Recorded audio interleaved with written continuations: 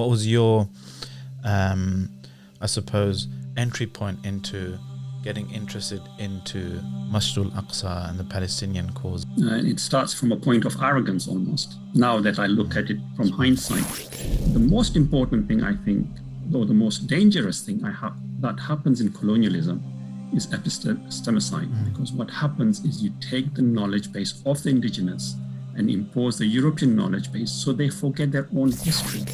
When Salahuddin liberated Jerusalem, not only did he allow the Christians, the Crusaders, to remain if so they wished, but he also allowed the Jewish community, who were again expelled by the Christians, to return back. There was one bishop, Christian bishop, in the time of Muawiyah radiallahu anhu. He's like, these Muslims, they're all right, you pay your taxes, they leave you alone, they let you get on with your worship. But I have one criticism of them. They don't persecute the Jews. That was his criticism of the Muslims. When a ship, listen to this, when a ship left with women and children from Germany, being persecuted by Hitler, arrived at New York, not a single Jew was allowed to enter America. They told the ship to go back. They wouldn't allow them. And these are refugees being persecuted by Hitler, and America wouldn't allow them to enter United States of America. And where did that ship end up? Palestine. So you're saying Coca-Cola, what was the second one? You said two products. Hewlett-Packard. Puma. And Puma, we've got three. Puma is, we wear t-shirts. I was worried you were going to say Pepsi there. No. When we started a campaign to write to the British parliamentarians to condemn the evictions, the forceful expulsions of people from Sheikh Jarrah, we had 120,000 letters go out to the MPs. There is not a single MP, to my estimation, in British Parliament today who hasn't received over 1,000 letters.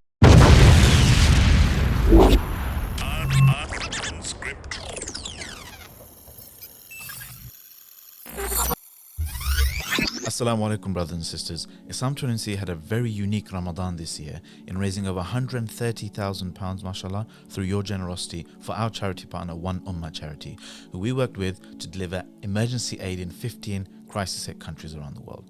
And one of them is Palestine, and the city of Gaza in particular. Just look at the images, the amazing images of your sadaqah and zakah being delivered in Gaza this Ramadan. These images were taken just before the war on Al-Aqsa and Gaza began, subhanAllah.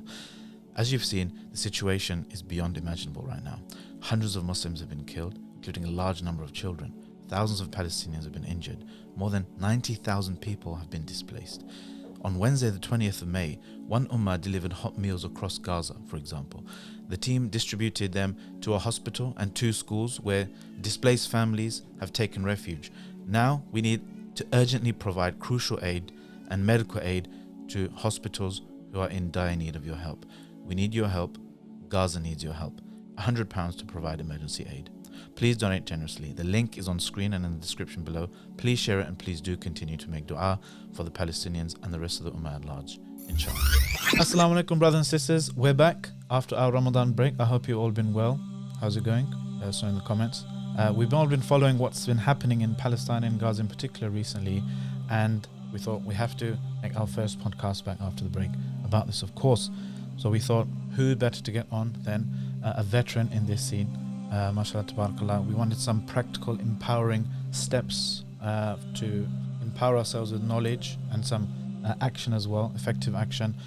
So we've got someone who's been doing this work for literally decades. We've got Ismail Patel, Sh Ismail Patel from Friends of Al-Aqsa, mashallah tabarakallah. He's been working in this field since the early 90s, mashallah tabarakallah. That's almost 40 years, subhanallah.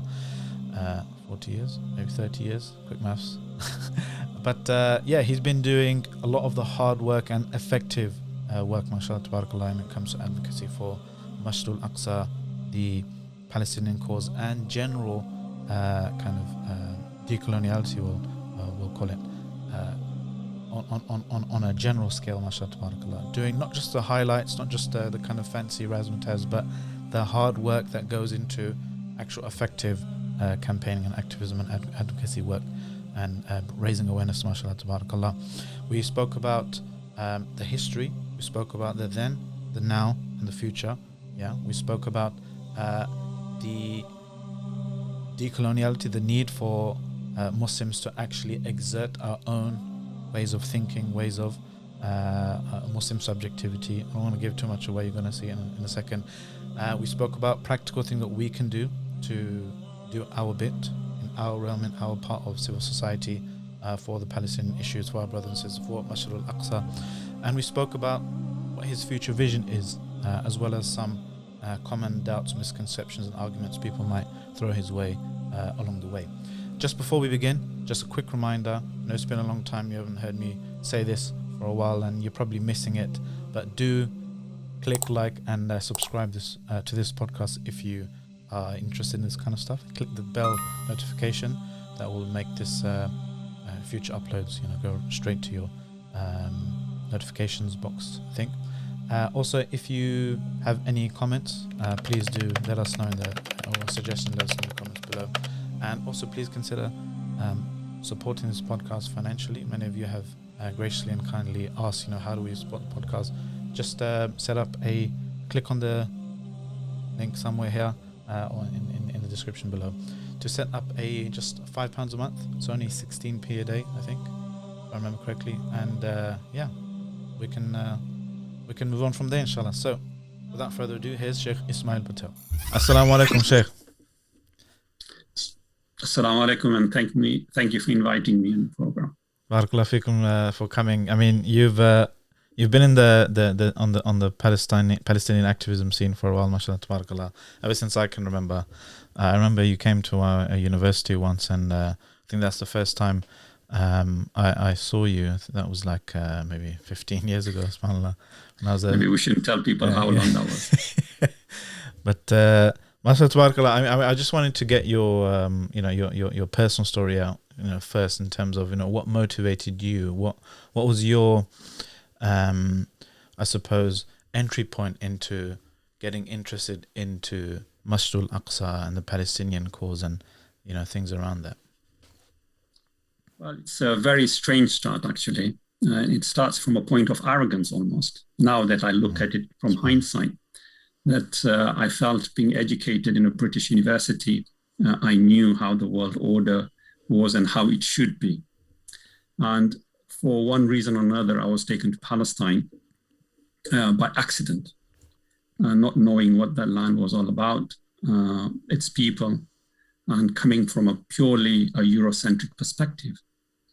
When I went there, I was shocked at what I saw, and shocked because I felt that I was so knowledgeable, and yet I did not know what was happening on the ground in Palestine. Coming from an African background, I'm originally from Malawi. I had visited South Africa many a times and witnessed the apartheid system there. And nobody needed to explain to me what was happening in Palestine, and how the Palestinians were treated was very similar to the apartheid system in South Africa.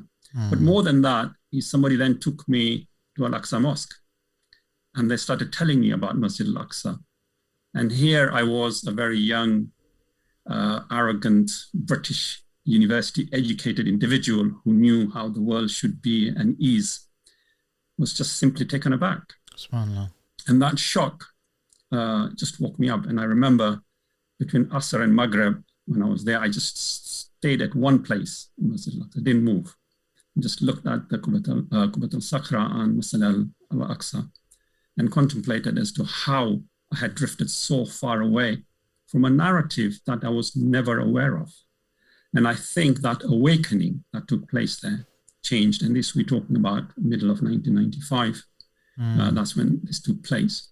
So when I came back to Britain, after really just a 4-night stay, I didn't stay for very long there. I came back after that.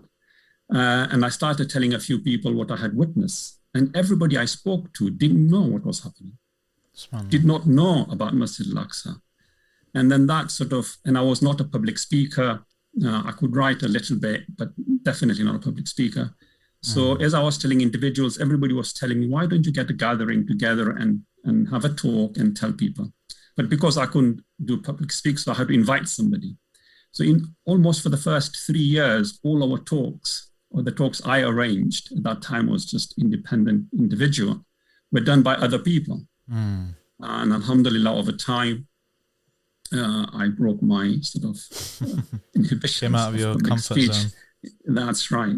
And then that took us further. So it's really, going back to your question, I would say it was because of my arrogance more than anything else that brought me into the fall of the Palestinian issue.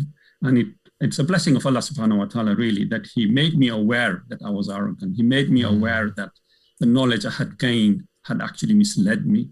And I think this is something I want to really pick up in today's conversation, that what we learn and how we are taught things and how we come to see the world, it is so important for us.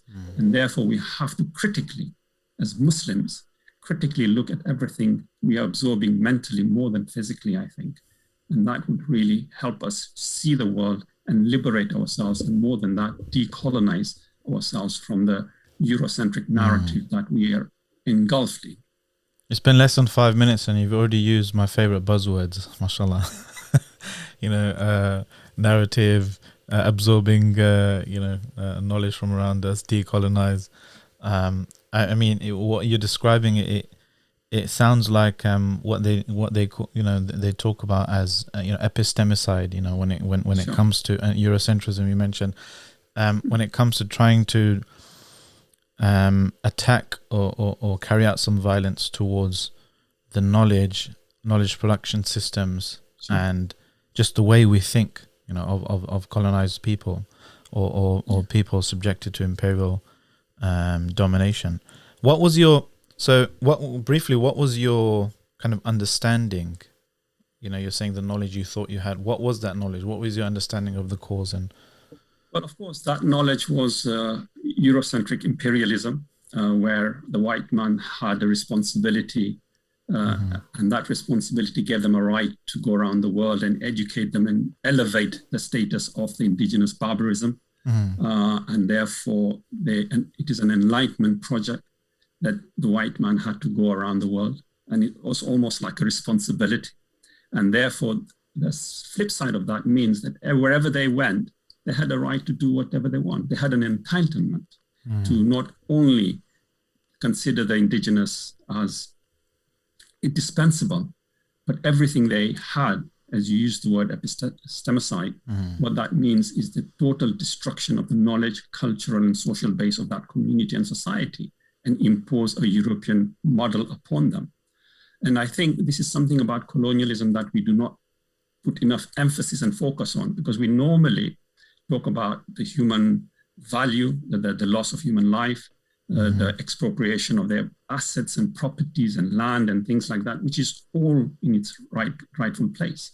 But the most important thing, I think, or the most dangerous thing that happens in colonialism is epistemicide, because what happens is you take the knowledge base of the indigenous and impose the European knowledge base, so they forget their own history.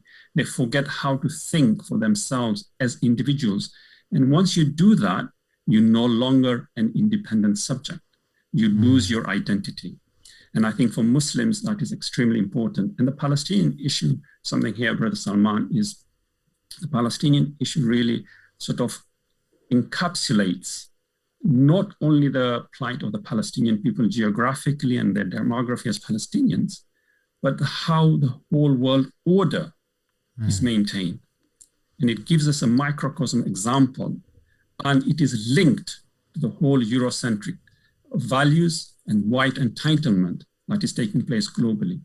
So it's very, very important to see the Palestinian issue not only geographically confined, but how the world order is being dictated. And for us, and when I say us, I use as Muslims as well as a wider civil society, the decolonizing community who wish to see a much pluralistic, more inclusive, more equitable society. That is the us I'm talking about here. That us needs to learn from the Palestinian issue, that we need to decolonize, regain our subjectivity, our identity, and have our narrative, the right of our narrative to be competed with the Eurocentric narrative, and try and hopefully bring about justice through that. And when we talk about the Palestinian issue, we will see most of the narrative starts in 1918, 1917 with Balfour Declaration, or maybe push it a little bit, few more decades to the Zionist movement. or you have a narrative of the right of the Jews through the Bible. Very rarely within this discourse and this discussion do we ever talk about Muslims. Yeah. I mean, for us, and this is something that we have to understand, that we learn from our Prophet sallallahu alaihi wasallam. Abu Dhar Ghaffari radiallahu anhu, who was one of the companions of the Prophet, he asked the Prophet, which was the first house built on earth to worship Allah subhanahu wa ta'ala. The Prophet replied, Mecca. He asked him a second question, which was a second masjid built. The Prophet replied, Al-Aqsa Masjid in Jerusalem. And the third question is very important and pivotal for us here for decolonial thinking. Abu Dhar asked Prophet sallallahu alaihi wasallam, what was the time difference between building the first masjid in Mecca and the second masjid, Al-Aqsa in Jerusalem? The Prophet replied, 40 years. Now the scholars have deduced that if we believe Adam al-Islam built Masjid al-Haram in Mecca, then 40 years later he built Masjid al-Aqsa. Okay, so we have now a narrative here that we can trace the heritage of Muslims, the heritage and right to worship one God and to submit to him 40 years in Jerusalem after the building of Mecca. And it is so central for us that this narrative is never discussed. And when we try to bring this narrative up, it is either undermined to say it's theological, it's Islamic, we don't want to hear about it, yet they want to talk about the Bible, their entitlement or rights of the Bible, but not ours. It's part of the whole Muslim subjectivity, as you mentioned. Exactly. Yeah. Exactly. It is about Muslim subjectivity and our identity. And this is something we have to, and this is where the decolonialism that we talked about and epistemic genocide that we talk about, the fact that Muslim knowledge base, it has no respect. And only we can give it respect. And you can see this, how this stems from the Palestinian issue and how it is so central. So we have to start thinking as critical Muslims, individuals, and we have to try and implement our narrative and challenge, be a counter narrative to the discourse of Eurocentrism. And this is also not only about Muslims in the sense that we're just trying to say, all right, this is what Muslims believe in, but what does that lead to? It leads to pluralism, it leads to respect of other people, of other faith and no faith groups, and it talks about inclusiveness. And this is something that we have to go back to our history and learn, and how Islamic history, and particularly again through Jerusalem itself, has been so central to show the inclusiveness. Now, if we give you two examples only here, one is the liberation of Jerusalem by Umar bin Khattab in 637. It is amazing that in 637, Jerusalem itself was ruled by the Christians. Sophronius was the patriarchy of Jerusalem, and Heraclius, as the emperor of Roman emperor, was ruling around that region.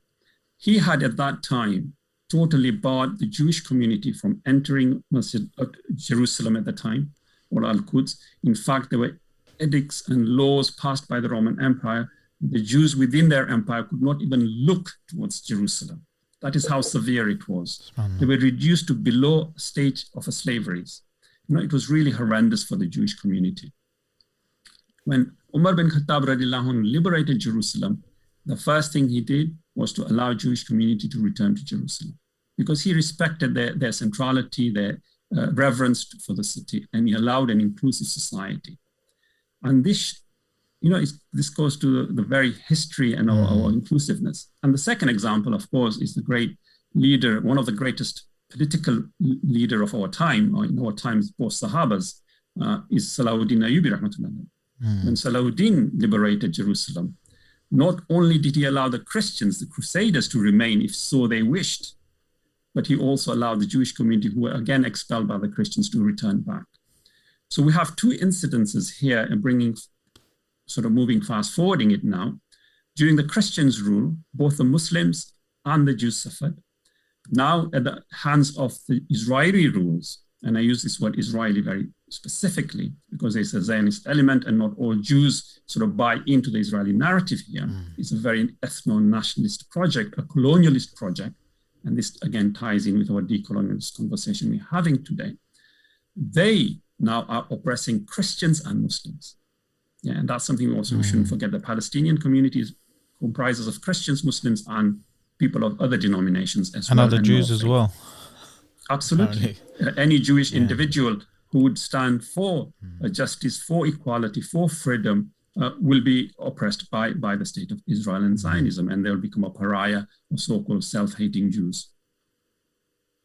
I mean, that's the question that normally comes. Pluralism is nice and a good idea, but when it comes to something, for example, like Al-Quds, Jerusalem, when there's so many competing claims for it, it's often gets kind of just taken for granted that it's always going to be.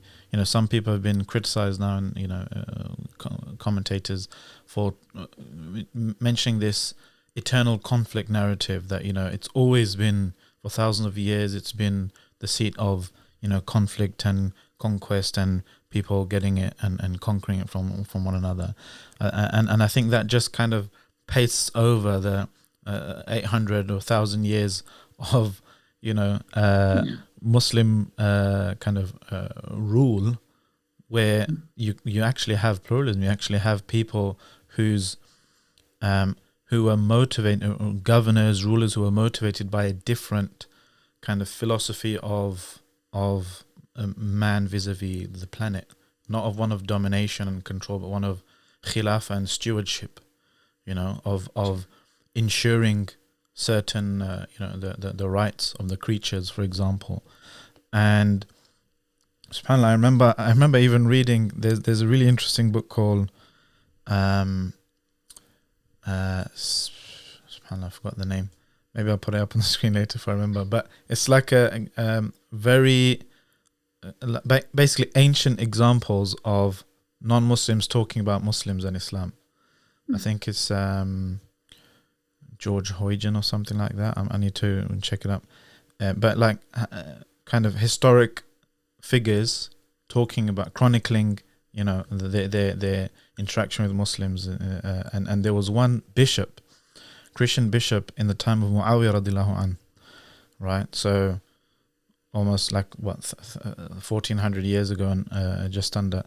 And he's saying, and he's in like modern day, I think, it just said Mesopotamia. I don't know where exactly, in today. Sham. Yeah, it should be in Sham. He's like, these Muslims, they're all right. You pay your taxes. They leave you alone. They let you get on with your worship. But I have one criticism of them. They don't persecute the Jews. That was his criticism of, the Muslims, that they're letting them worship freely. And I think we need to revive that, our own, and this big part of what we try and do here at Salman is revive our own story and our own narrative, because we're just, everything is imposed on us, normally in broader discourse, from a very distinct Western Christian vantage point. Yeah. So even when, for example, a Muslim does talks in a sloppy way about Israel, and he ends up calling them Jews or whatever instead of Zionists or Israelis, that will be interpreted with 2000 through the lens of 2000 years of Christian baggage, that this is how fiercely and ferociously Christians hated Jews. So anyone who says anything against Jews, that means they're part of that. We're kind of co-opted into that story and that narrative as well, rather than highlighting the fact that the relationship between Muslims and Jews has only, even in a stereotypical way, has only soured in the last 100, 200 years in modernity, right? The Jews of the world, they wouldn't have that. They wouldn't be scared of Muslims as they would be scared of the Roman Empire. They would be scared of Christian kings and so forth. In fact, some of the great luminaries of Judaism were supported and protected, amongst successive Islamic caliphates. You touch on some very, very important points there. The first is the very aspect of the narrative that we buy into, this idea that how the Europeans see the world is how the world should be. And this is what we're talking about when we talk about decolonizing, that, we have to get back to our narrative, and we have to make people understand that the world has never always been how Europe wants it to be and how Europe has made it to be. There has been different worlds, there has been different narratives around the world, and we need to regain that. Also, this idea that the Jewish community, when they were persecuted throughout the long years of their diaspora, the place they went for refuge, for, in fact, to have a decent basic livelihood, were Muslim enclaved areas. So that's why you find Jews right across from Morocco, stretching all the way to Turkey, even Iran and Afghanistan. That's why there's Jews in all these countries, because when they were persecuted in Europe, this is the land they went to. But that also touches on another very important aspect of the Jews leaving Europe. Why did they not go into Palestine? And this idea is something very central, because the central narrative at the moment that has emerged is that, the Jewish persecution in Europe was only part of the reasons for their return to Palestine. The main reason to return to Palestine is to regain their history and their heritage. It was as if it was destined for them to go there. The real fact is that most of the Jews in Europe would not go to Palestine. They would not return to Palestine. And the idea of Palestine as a home of return for the Jews is a nationalistic Zionist enterprise. In fact, when Theodor Herzl tried to propose to the European Jews that let's move to Palestine and create a homeland for ourselves, Rabbi Sonnenfeld, who was the chief rabbi of Europe at the time, who was based in Austria, and I quote him, told Herzl and Zionist movement to come from the side of shaitan and pollution. They wouldn't accept it. All the Jewish Board of Deputies up until the middle of 1930s throughout Europe, every country in Europe went against Zionist aspiration to return Jews to Palestine. So this idea that Palestine was something, an aspiration for the European Jews to go towards, is really a manufactured by Zionist narrative and Eurocentric colonialism. And of course, this was supported, the Zionist project itself is a colonialist project. It was a project that was supported by the greatest colonialist power of the time, United Kingdom and Britain, and it supported the movement of the Jews from Europe towards Palestine. And that's why at the turn of the 20th century, only 3% of the Palestinian population was Jewish, only 3%. 97% was Palestinians, Arabs, Christians, and so forth. So that's very significant. So this change in demography of the Palestinian population from being 3% to in 1947, 48 being something like 37% is something we need to look at and how that came about. And that came about because of the British support for colonialism, so that Britain would have an outpost within the Muslim frontier land, where then they could expand further and use the Jewish people for that expansion. So it was a calculated move. And on the back of that also, if we look at Balfour has been declared to be an anti-Semite, because while he wanted them to move to Palestine, he didn't want them to be in Britain. Welcome, guys. Sorry to butt in, but how do you like the podcast so far? Interested? Boring? Let us know in the comments below. And click the like button if you like it, and click the dislike button twice if you don't like it. So they tried to get rid of them. Exactly. So you have anti-Semites proposing the movement of the Jews out of Europe, at the same time promoting their own colonialist worldview and stance on the globe. So this is where colonialism comes into, and this is how colonialism helped Zionist movement to shift the European Jews out of Europe. And of course, as the history unfolds, even up until 1930, the population of Palestine does not change much. It just barely reaches double figures. European Jews simply would not move. It is only after the coming to power of Hitler. And again, here, something very important. It's not that at that time, the Jews all of a sudden changed their aspirations and narratives and their preferences on their right. All of a sudden, they started to believe that, yes, Palestine is a homeland. No, they went there as refugees. They were fleeing persecution. They were fleeing pogroms. And finally, they were fleeing Holocaust. They had no choice but to leave. So they left not because of any political aspiration. They left Europe because they were forced out of Europe. And that is something very, very important. And this narrative has What if someone says, well, they didn't come to UK, They didn't go to Allied forces territories. There's a conference called the Avia Conference, EVIAN, Avia Conference, took place, which is, I think, if I remember right, 1938. In that, the European powers got together, including United States of America, to solve the Jewish problem. What do we do with the Jews of Europe? And each one of those countries, the Benelux countries said, we have got too many Jews, we cannot take any more, including France, refused to take any more Jews. Britain, in that conference, said, sorry, we just simply cannot do it. You know, our population, we haven't got the social welfare structure to take the Jews in anymore. United States of America accepted to take, I think at the top of my head, something like 10,000. When a ship, listen to this, when a ship left with women and children from Germany, being persecuted by Hitler, arrived at New York, not a single Jew was allowed to enter America. They told the ship to go back. They wouldn't allow them. And these are refugees being persecuted by Hitler, and America wouldn't allow them to enter United States of America. And where did that ship end up? Palestine. So the Palestinians were the only ones basically who accepted the refugees. The European powers just wanted to get rid of them. They accepted in one context that at that stage, of course, Palestine was being controlled by Britain. Britain had already occupied it. It was under British mandate. They were colonialist power, so they were the masters. So I think Palestinians really, to be honest, had no say in it. But they would have welcomed them if they had come in as refugees and as equals. And they did that at the initial stages. And the dynamics changed in the middle of 1920s when the Zionist aspiration was not to come in as refugees, but to create their own enclaves.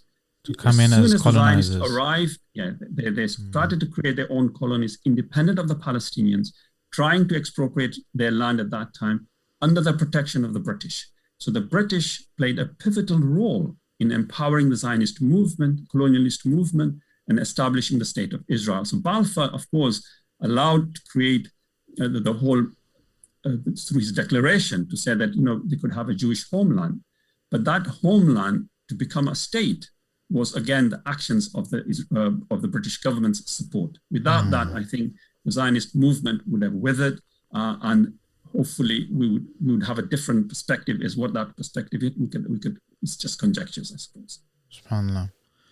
I didn't know some of that, SubhanAllah. I mean, in terms of, so what you're saying is Zionism is like a recent invention, a bid'ah, a heresy of an innovation within, it was imposed onto Judaism.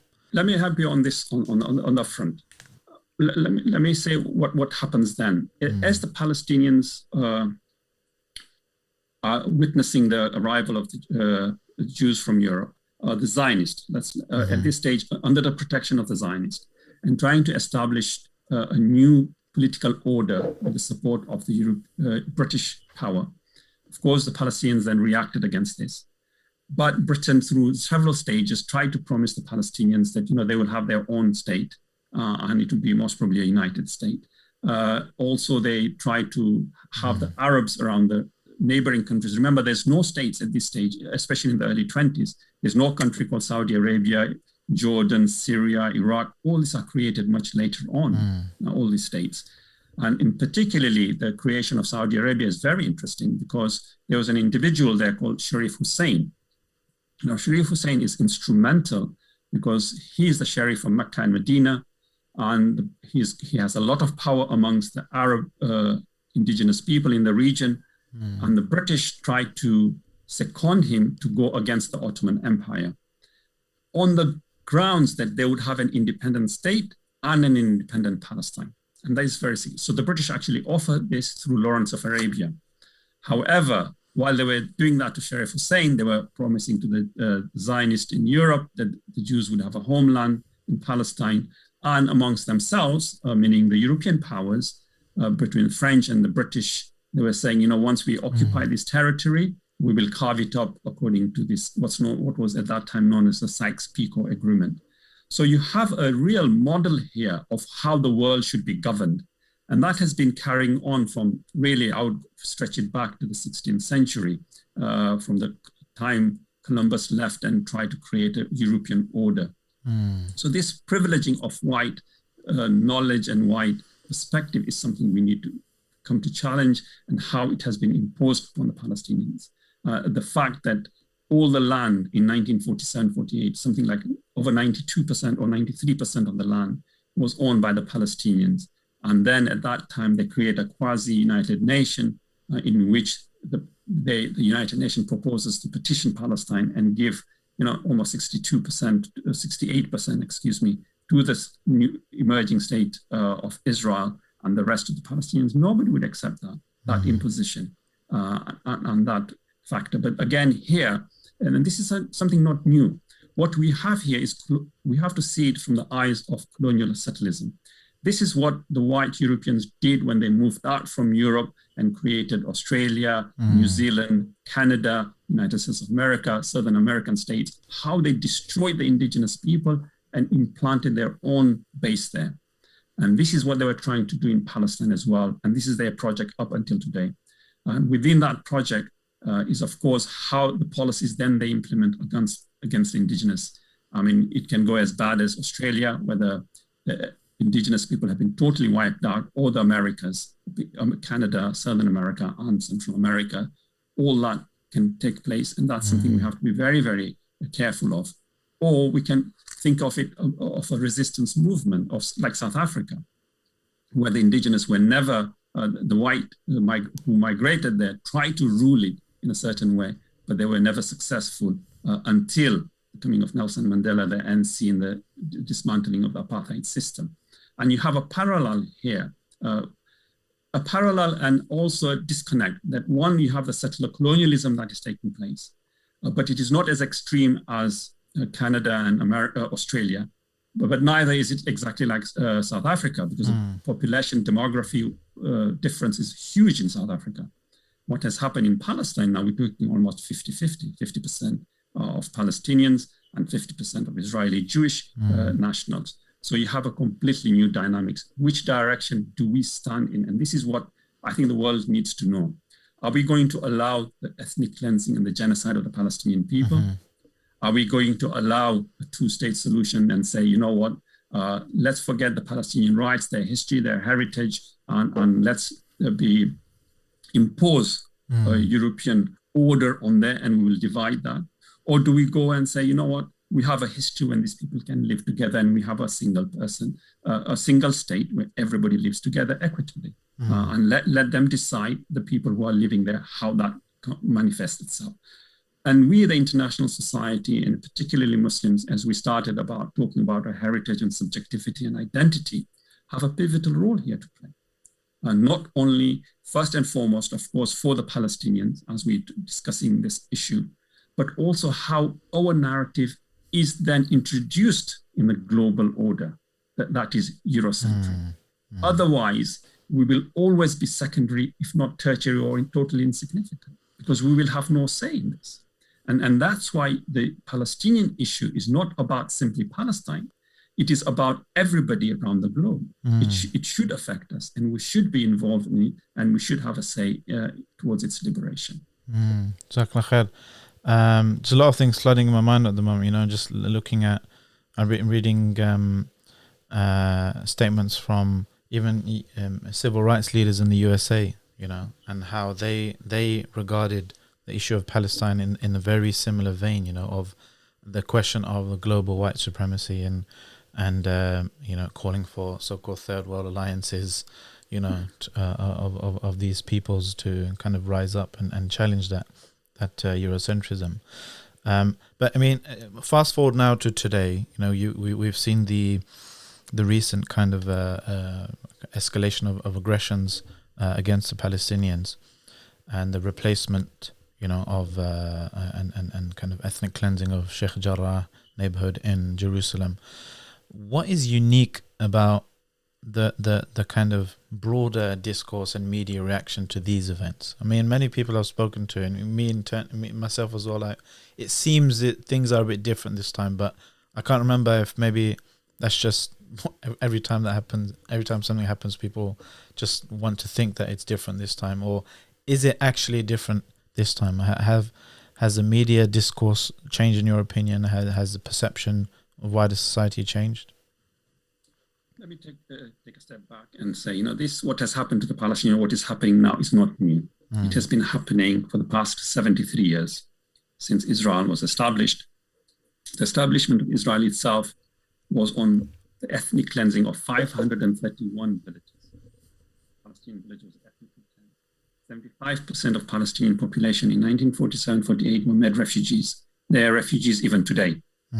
So we have seen some horrendous suffering on the side of the Palestinians, and Israel has been allowed to get away with it. And it's been allowed to get away with it because of the support it receives from, when I say Eurocentric power, I'll expand on that. It is not only people of white skin. Eurocentric order also involves the Arab states, because that is the order they believe in and that's the order they want to live in. But we'll touch on that hopefully later on. That suffering of the Palestinians, of course, has carried on throughout the long years up until 1967, when Israel again expanded its territory, occupied Masjid Al-Aqsa, East Jerusalem, where Masjid Al-Aqsa is, what we now know as West Bank and Gaza. And Israel then started at that stage treating the Palestinians in different ways. As an occupying colonialist power, it tried to stabilize and consolidate its position by doing several things. One is trying to differentiate the Palestinians within the 47 areas, and this is very interesting, and language is so important here, that they were starting being called Arabs. Now, if you look at the BBC, the whole, or politicians will talk about Israeli Arabs. It never talks about Israeli Palestinians. So it has already changed their identity. It has taken away from who they are, right? So that's the first thing, and this is epistemicide. This is the knowledge base that is being destroyed. How it treated them was second-class citizen within Israel, the Palestinians. But the Palestinians in the area that was occupied in 67, the West Bank, East Jerusalem, was also differentiated in 3 different zones. People in Gaza, let's start from Gaza, they were put under siege, which has been under siege for something like 13 years now. And their total blockade. It's an open prison where everything that enters or leaves Gaza is controlled by Israelis, by land, sea, air, whatever. They have absolutely no control. It's a prison. On West Bank, which is cities like Jenin, Khalil, Kalkilia, all these cities are again controlled by Israel, but they have a little bit more relaxation in the sense they have a right of movement with something like 635 checkpoints, which they have to go through to be able to go from one place to another.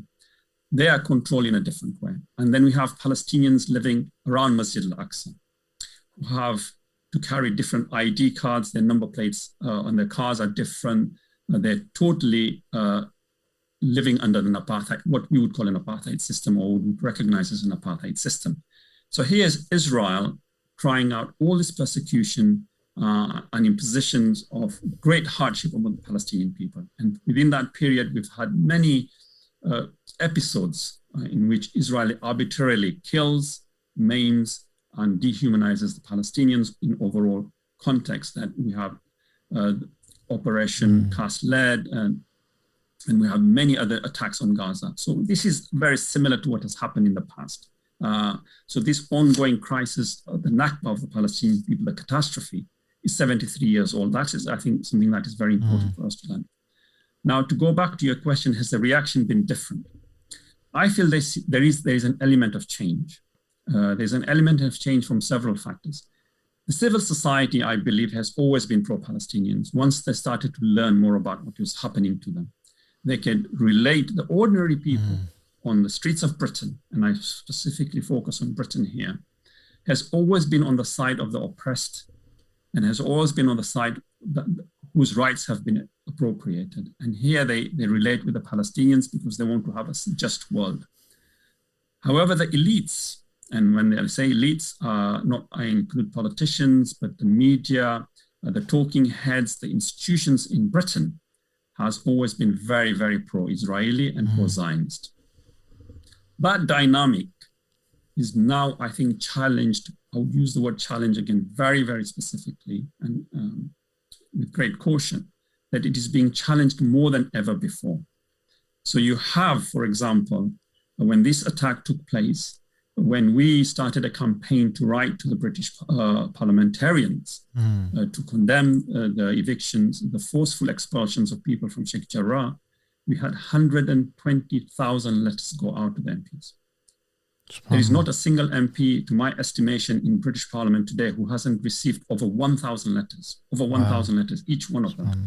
Now, that's a sea change. We have never been able to. What kind of numbers did you see before? Talking about a couple of thousand, in total. Now we're talking about each MP receiving 1,000. Wow. So there's a sea change, and that is taking place and that is forcing. And what resulted that is MPs are now having to come out and declare their positions. And this is important. I would like to emphasize something very important when you campaign. We are not going with a begging bowl or stretching out our hands to the British parliamentarians asking for their mercy. No. What we are doing by doing these campaigns is asking them to stand up for the very principles they're preaching us. They talk about justice, international law, human rights. Stand up for them. That's what we're saying. Otherwise, tell us that you do not believe in this and stop preaching us all these ideas. This is exposing Eurocentrism, white privilege. And this is where decolonial acts should enter. And we should then, and this I slightly differ with my other colleagues who talk about decolonialism, where they shouldn't engage anything with Eurocentric powers. I believe in a slightly different approach, that we expose their hypocrisy, we expose their duplicity, and we tell them that you want the world to be ruled against these principles, then apply them. And this is a very similar principle that we have used, asking the British government to stop selling arms to Israel. Because if you look at the British government's own principles, they state they have about 5 or 6 principles, but 3 of them are very important for us. They quote, and this is the British government's own principle, that they will never sell arms to any country that violates international law. They state that they will never sell arms to any country that represses internal population. And thirdly, they will never sell arms to any country that will try and gain land through use of force. Israel does all these 3. So why is the British government violating its own principles, telling us that they're ethical when they're not? And it is our job. Maybe it's because they're doing all 3 and not just one of them. Sunnah, maybe. Yeah. So, but this is our job, to expose them and call them out for what they are. And for us to do that is the decolonial move, because we're moving towards a just society. Let's treat everybody equally. Everybody's a human being and everybody is valuable. But this then goes back to the whole order of the Eurocentric global apparatus and order how they want to. And that's why we have also the Arab leaders, the UAE, to a certain extent, Saudi Arabia, Bahrain, Sudan now, Egypt, all trying, they basically align themselves with the Eurocentric global order, and they're also part and parcel of the problem rather than the solution towards creating not only freedom and justice for Palestinians, but for a just world. Remember, these nations also repress their own people more than anybody else. And that is something very important for us to do. Do you think the non-Muslims' perception in the UK, even to armed resistance, has changed when it comes to the Palestinian question? Because I mean, I'm not exposed to every non-Muslim, obviously, or even every Muslim, but just from like comments I see under, now when the mainstream media posts something, I see even like lots of non-Muslim names saying, well, they have the right to defend themselves. The Palestinians now have the right to defend themselves. What Israel is doing is wrong, and it seems like the average person, again, it could be just echo chamber algorithms and all that. But do you think that the mood and the perception is changing? I think what the mood is changing in is that Israel cannot sell its own narrative of the right to defend. What is happening is people now are aware that Israel is not defending itself, but Israel is trying to capitulate the Palestinians into surrendering and exterminating them. And that narrative, I think, is very important. That when Israel says that they have a right to defend, what it really means is that it has a right to continue with its colonization. That narrative, I think, is much stronger, and it's something we need to build on and expose. Because what Israel is doing by saying that we have a right to defend ourselves is saying that nobody else has a right to do anything, and we can do anything we like to the oppressor and the occupied. History tells us otherwise, that the right of the occupied and the colonized, they have a right to resist. And it is the colonizer that is the guilty party here. And they cannot use the idea of defense when they are the colonizing power. So when we look at the Israeli-Palestinian perspective, sort of issue from the colonization lens, we see very clearly then that what we have here is the entitlement that the British had when they went to India, or when the French and the Spanish went to the Southern Americas, that we have the right to kill these people because we are much more civilized than they are. And we have to raise everybody else, and whoever doesn't become like us or resist us is worth exterminating. And this is the narrative of the Israelis that is being exposed.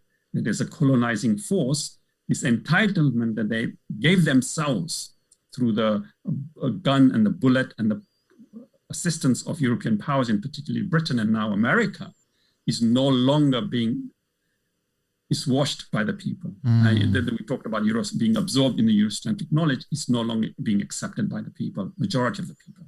And this is what you're seeing, and that is, of course, being expressed by the Palestinians of having a right to resist. But I think we have to look at it from the counter-narrative perspective, that what really is happening, that a colonizing power has no privilege, has no entitlement to go and kill the colonized and the oppressed people. Yeah. Assalamu alaikum, guys. Me again. Just a reminder, if you want to support the Islam Truancy Unscripted podcast, click the link below and head over to islamtruancy.com/donate. Well, I mean, I want to get your views as well on, specifically for us here, British Muslims, European Muslims, American Muslims. You know, how do you feel when you hear young brothers and sisters saying, you know, don't focus on politics in the Western world, you know, focus on Tawheed or Khilafah or spirituality, you know, depending on the kind of their background and stuff. You know, some will say, you know, look, you've been doing this for 20 years, 30 years. What have we achieved? Very, very good question, and very important question, I think. Thanks for asking me that. The first thing to understand that Islam is political. Once you believe in Allah subhanahu wa ta'ala and the Prophet sallallahu alaihi wasallam, there could be no greater political statement than that, because you're going counter to everything. Political is to be able to have your own viewpoint, which then you can defend, and it also becomes challenged by others. That is political. So once you say you believe in Allah subhanahu wa ta'ala, you're political. So let's look at what politics means. And once you're political, you have your identity, because you're saying you're a Muslim, you believe in certain things, and that belief, and to defend that belief, means you have to defend whatever is right and whatever is just, as we are taught in the Quran. We have to defend what is just. It is we have to defend justice, even if it's against our own blood, kith and kin. So that is political. And therefore, we cannot say Islam is not political. Islam is political. And I think those who say that, not all of them, but I think they are unconsciously, I'll be very, very polite, unconsciously influenced by Eurocentric narrative, because they don't want Muslims to be political. They want them to think that Islam is something that is a private affair that should be practiced within the four walls of their homes and nothing outside that. And if you want to do that, you know, you're free to do that. But for me, I do not accept that. I believe Islam has not only a belief system for an individual, but a system and a structure of how humanity should conduct itself. And that's why it's political. And therefore, it cannot be apolitical. That means that Muslims have to engage themselves in everything that affects human beings, wherever it is, whether it's wars in Palestine and Israel, as we're seeing at the moment, or colonialism, environment, animal welfare, all these factors affects us. And therefore, we have to be involved in each and every one of those strands, or even more than what I've mentioned, because that is our responsibility and duty to make the world a better place for humanity. So we have to carry on with that. And it is therefore something we should be involved in. But this also brings us back from where we started. The Palestinian issue is not just geographically confined. for a Muslim and also greater wider civil society, as I use the word us at that stage, is to bring about justice. And therefore it involves us not only to bring justice for them, but to have our rights of what we believe in to be respected and to be debated and discussed. Otherwise, you might as well surrender yourself and say, you know what, we will abide by everything you tell us, keep quiet, and just care about our animal welfare instinct and remove all the human nature within us. That is what you're reducing yourself to. And we cannot afford to reduce ourselves to just animal beings. We are not just in need of a roof and a food and a holiday every 2 weeks in a year and be happy with that. No, we are human beings and we have a responsibility, and we are Muslims and we have a responsibility to humanity from both those angles.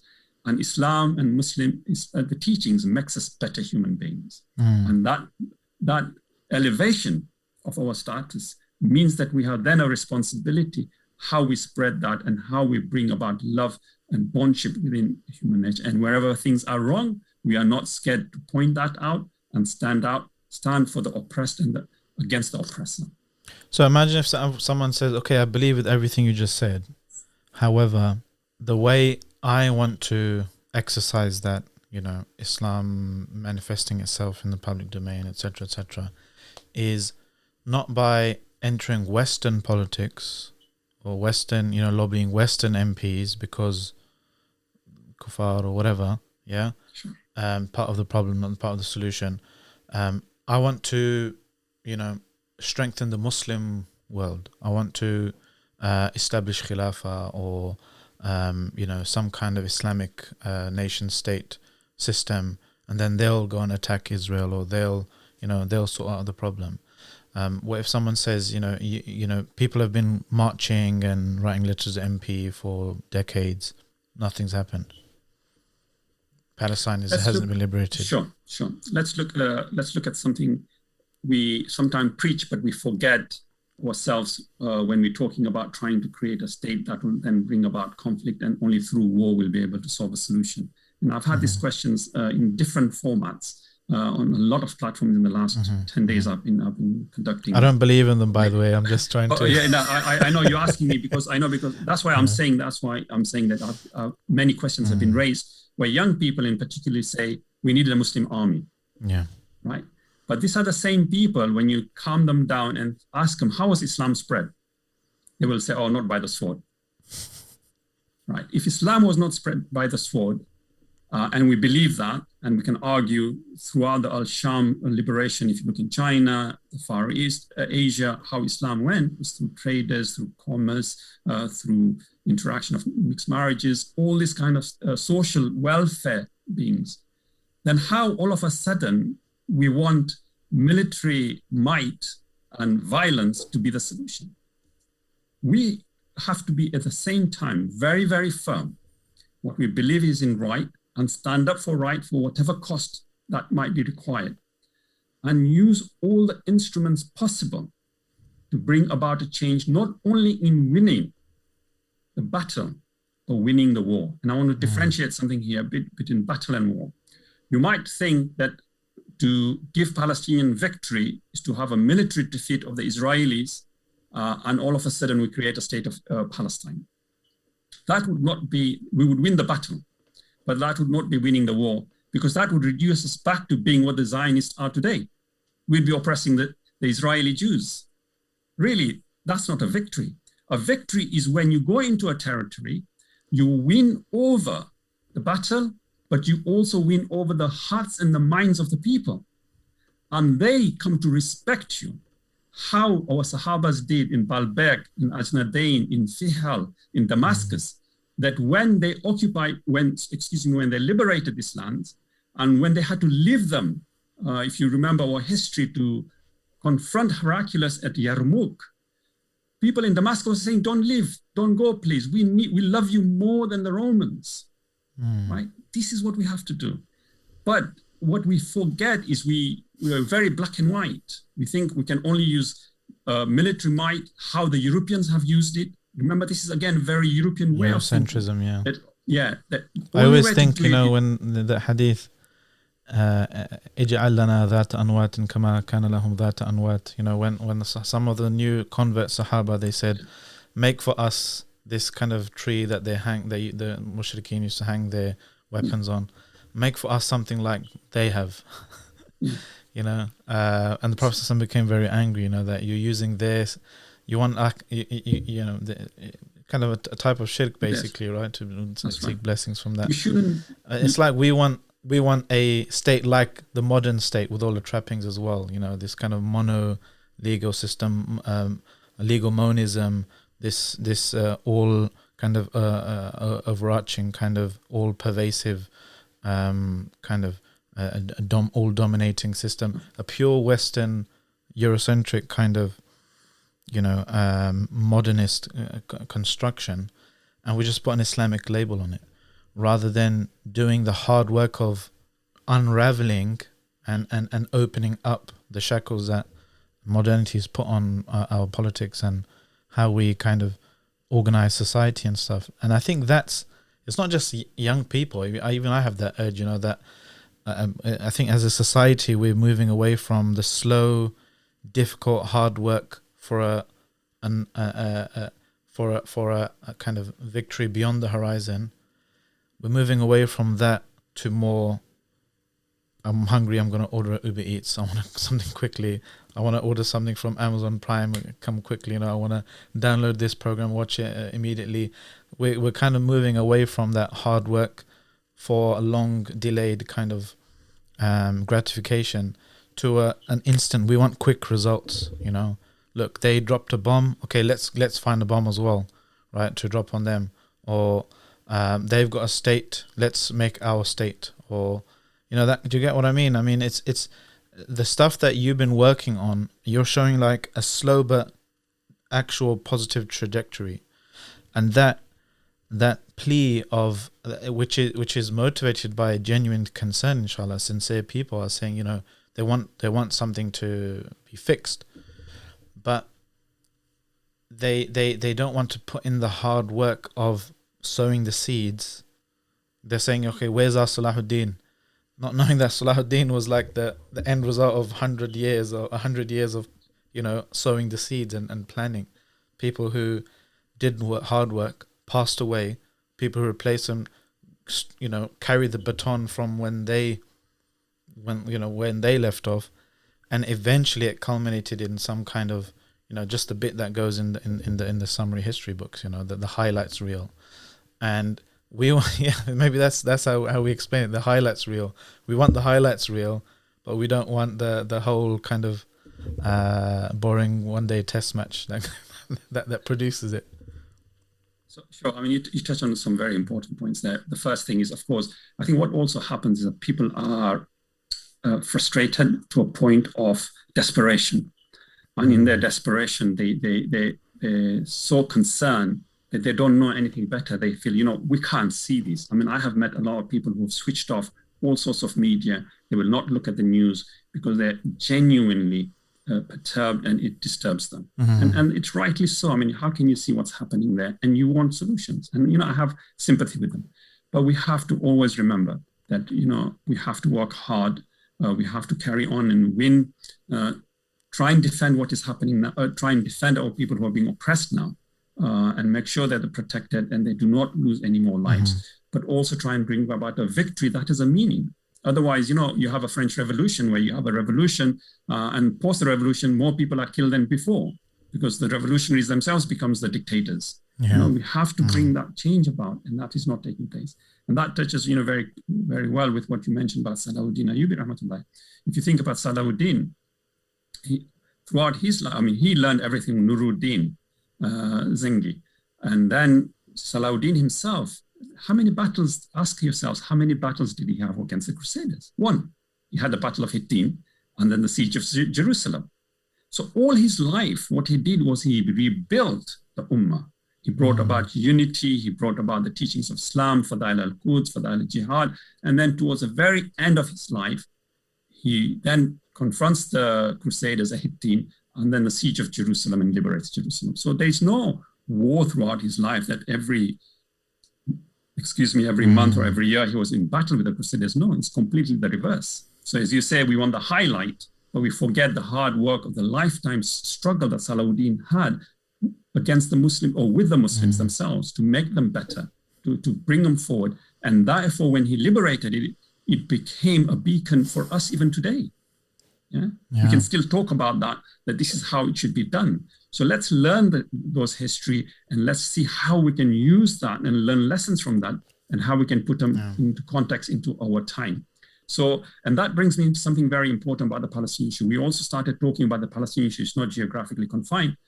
Those who work on the Palestinian issue, those who talk about Muslims and Islam and living in the West in particularly, it gives us a great opportunity to work with our neighbors who are not Muslims. As we accept, and all the census, I guarantee with a hand on my heart that if there was a poll taken out today of the British public, who they sympathize more with, it would be the Palestinians. There's no doubt about that. So, and just look at the demonstration we had last week. We had 150,000 people, an estimated number. Yeah, half of them were non-Muslims. So this is an opportunity for you as a British Muslim living in this country to be able to give dawah of the wider dawah of what you represent, what you stand for, how you present yourselves. And this is something very important that the right extremist nationalists really hate. And therefore they use every single example. One misdemeanor by a Muslim is exaggerated. It's thrown out of context. While, of course, that could be a wrong misdemeanor, but it is never put into perspective. Yeah? And therefore, it is very important for us to have a face-to-face relationship with the people we live in this country. And Palestine provides us with that. And just give you an example that happened this weekend. A horrendous group of maybe 6 or 8 cars went through London shouting anti-Semitic slogans. We condemn that, right? The Prime Minister within a minute condemned it. The opposition leader within a minute condemned it. But on the same day, when Palestinians were protesting on the same day, right? When Palestinians were protesting in Nottingham, an individual drove deliberately into the protesters and injured one individual. Has that been highlighted? Has that been highlighted? You would have to go to the local Nottingham newspaper to find that out. So you can see what's happening, right? One side, which is wrong, is condemned. It should be condemned. We're not saying don't condemn it, but let's bring the other side up. And this is our responsibility. And this is this is what it means even being a British Muslims. If we remain quiet, we'll become second and third class citizens, because what happens to us, what hurts us, the violations against us will not be taken care of. And this is represented in our concerns for justice for the Palestinian people. Yeah, subhanAllah. I mean, and that parity, it won't come by us just saying, oh, look how unfair the media is. We have to actually challenge them and get involved in the hard work of not only just building our own institutions and power, but also challenging and entering the domains of media, politics, law, economics even, to represent, to be in those, to represent not just brown bodies and faces, but actual values and principles wherever decisions are being made, And I think that is part of the reason behind the maybe the tide change as well, with newsrooms and broadcasting kind of decisions, meetings where that's happening. There are going to be more and more Muslims eventually, and hopefully there won't just be the kind of Muslims that feel that they have to shed their Muslimness in order to succeed, but bring some of their principles with them into those domains of life. I suppose I also wanted to touch on what else. Okay, so you've mentioned just what else can European Muslims do, right, to do our part. So you mentioned use this cause as a reason to reach out to your non-Muslim friends, neighbors, colleagues, to build that grassroots alliance and movement. hold MPs to account, lobby them, make demands to them if they, to act according to their own principles that they claim to hold, or publicly say, look, we don't believe in these principles anymore. Obviously, there's kind of demonstrations and so forth that are happening, I think, on a weekly basis now, even in local towns and cities across the UK. What else can we do? I mean, I've seen you talk about, for example, boycotts. And boycotts are always a type of thing that it's hard for the average Muslim to know, is this a genuine kind of BDS or boycott target, or is it kind of like Ribena has alcohol in it, or Walker's Crisp has some weird E number in it? Because we love to spread that kind of stuff as well, What do you suggest in terms of boycott for the average Muslim? Because our numbers are increasing, our purchasing power is increasing, our influence to our friends and families and colleagues is increasing. What kind of economic hit can we make, or does it even make a difference? Welcome, guys. What do you think so far? Agree, disagree? Let us know in the comments below. Let me take the last question first. Does it make a difference? According to Netanyahu himself, he quoted, I think, last year or the year before, that the greatest danger Israel faces is the BDS movement. Wow. This is Netanyahu. So the greatest danger Israel faces is the BDS movement. And this is very important, because if you think about apartheid South Africa, how it came down, it was because of economic sanctions and boycott. More than sanctions, it was a boycott by civil society in Europe. So this is central to us. And you might think as an individual that, you're 10 pounds, 20 pounds, what can you do if you even in a year spend that much? But think about 3 million Muslims, times it by 10. You talk all of a sudden, you're talking about 30 million. All of a sudden, quick math, right? So it is huge. And as you say, some of it is good habits. When we go shopping, we look at our label, whether it's halal or haram. Let's extend on that. Look where it's produced. Yeah, if it's produced in Israel, under the tag is West Bank or Jordan Valley, the other 3 tags they go under, don't buy it. They're all Israeli products. Don't buy that product. And I think that is so important, because it makes you an ethical consumer. Because all of a sudden your child, your husband, your wife, your daughter, your sister will see that you will not buy certain products, and you're bound to have a conversation about that. It will make you an ethical, and you can expand on that. That makes you a better human being. You feel good about it. Yeah. So forget helping the Palestinians at the moment. Think about yourself. You feel good about it. Yeah. And if the ethics isn't enough, then we've got the stick as well. The carrot isn't enough. We've got the stick as well. We had a fatwa a few years ago published about Israeli dates, for example, being haram to buy and sell. That's right. So that is very central. Of course, then that has the impact that you are now saving yourself from assisting and aiding a colonialist power that is using its authority and its military might to kill Palestinians. And think how much a rubber bullet cost. It costs 10 pounds. Allah protect all of us. But imagine if it is your 10 pounds that's used for that. Yeah, so think of it that way. Rubber bullet costs 10 pounds. Yeah, I don't think it costs too much. Yeah. So we have to think of it that way. Yeah. We have to think of it in a way that how it's helping us to make us better human beings. But of course, that also makes Israel a pariah state, because if you then take one step forward from there, that the shop you're going to has many Israeli products, you can complain to the manager. You can tell your community, this shop has got excessive amount of Israeli products. Don't buy those products. And it's economics and it's business and it's capitalism. If more people don't buy those products, that company will not sell those products. It's simple. It just makes sense. Yeah. So this is why Netanyahu thinks it's a danger to Israel. So it is very, very important. And what we say as Friends of Al-Aqsa is check the label is our first line of a BDS movement as individuals. For civil society, there's all sorts of other stuff, but for civil society is check the label. Whenever you go shopping, check the label. If it's, as I mentioned, is from Israel, West Bank, or Jordan Valley, don't buy it. As product-wise, we only boycott 2 other products. One is Coca-Cola. We focus only on one product at a time, because only after we get a victory from one product, we move on to a product.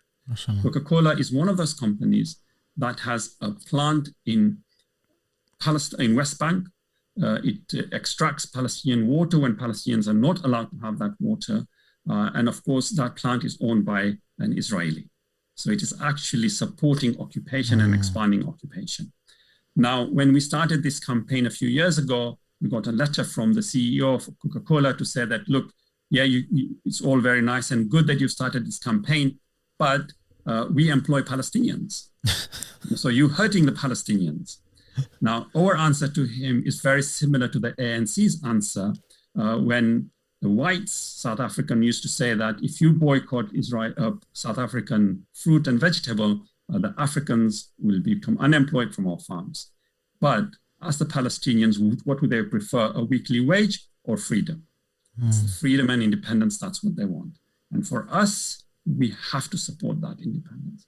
We cannot allow an occupying power to subjugate the people and give them tuppence on their own land, from the stolen land, their stolen resources, and then use that as an excuse to continue with their colonization.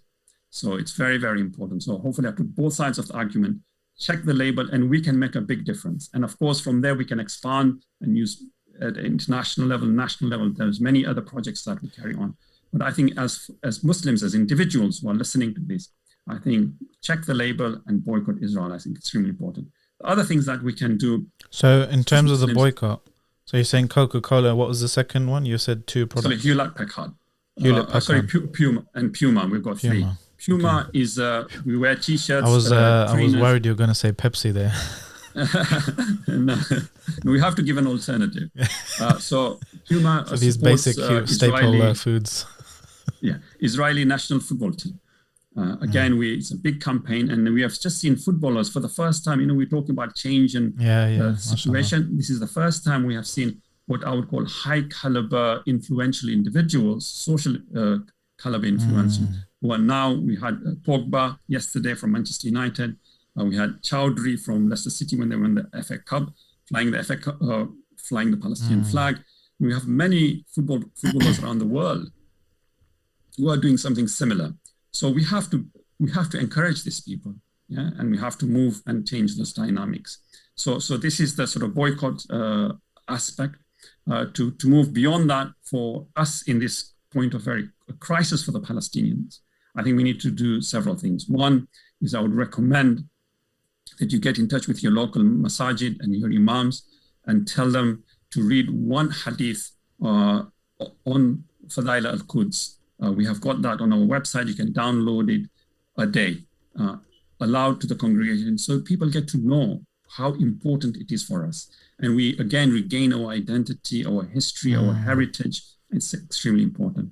Second is if you can read Qunut Nazila in one of the Farai Salat. And finally, the Friday khutbah, the second portion, to remember Masjid Al-Aqsa and the Palestinian people.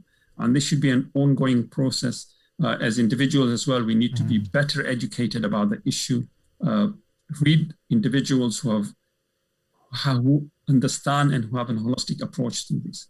Don't accept everything that is in the media, especially that the narrative that has been forced in, and that I personally was indoctrinated in early 1990s, and that could have led me astray. And that's one of the greatest favors Allah subhanahu wa ta'ala has done to me, that He made me see.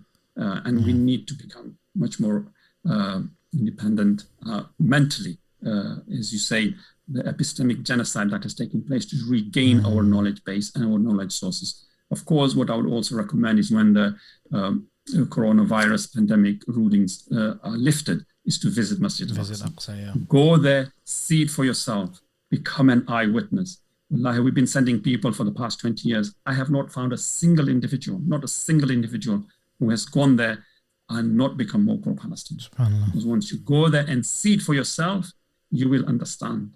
Nobody will need you to tell you a story. You will understand exactly what is happening to the Palestinians. And this is either you're a Muslim or a non-Muslim. Visit it for yourself. Go to the refugee camps. Go to the West Bank. Go through the checkpoints with the Palestinians.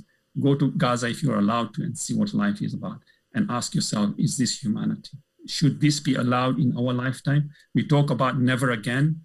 It is happening in front of our eyes. Let's stop it. SubhanAllah. I'm conscious of time. I don't want to take so much of your time, SubhanAllah. I mean, mashallah, you've been very generous with your time. We spoke about the history, the now, the slow but steady trajectory of, hard work, not just the highlights, but the actual hard work behind the scenes. I just wanted to quickly ask, it's very short from my end, but the answer might not be that short. But what is your future vision now for the Palestinian issue? The future depends on us more than the Palestinians have shown themselves that they have shown to the world that they're willing to resist the occupation. They're willing to stand their ground.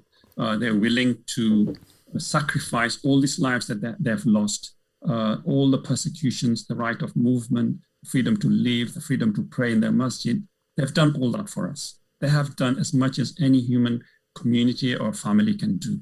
I mean, just think of what is happening now in Gaza, but you never hear them saying, we're going to run away now. They're refusing to move. They'll be killed, but they're refusing to move. So they're doing as much as they can. So it depends on us. How much are we willing to sacrifice and stand up for what is justice, what is right, first and foremost for human beings, and to be able to live as human beings?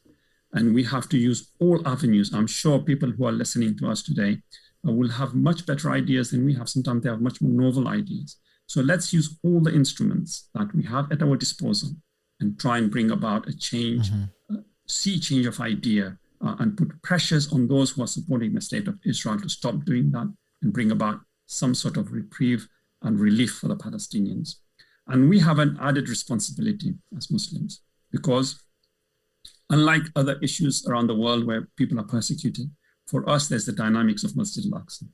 Remember, Al-Aqsa Masjid is the first Qibla, the site of Al-Isra al-Mi'raj, only place on the planet Earth where all the Prophet prayed at any one given time together, led by the Prophet Sallallahu Alaihi Wasallam. It is the site where many prophets, almost every prophet that is mentioned in the Holy Quran resided or had contact with. So from Adam alayhi salam, Musa alayhi salam, Yaqub alayhi salam, Ibrahim alayhi salam, Yunus alayhi salam, Yusuf alayhi salam, all the prophets, Isa alayhi salam, Maryam, Yahya, Zakaria, all of them, one way or another, are connected.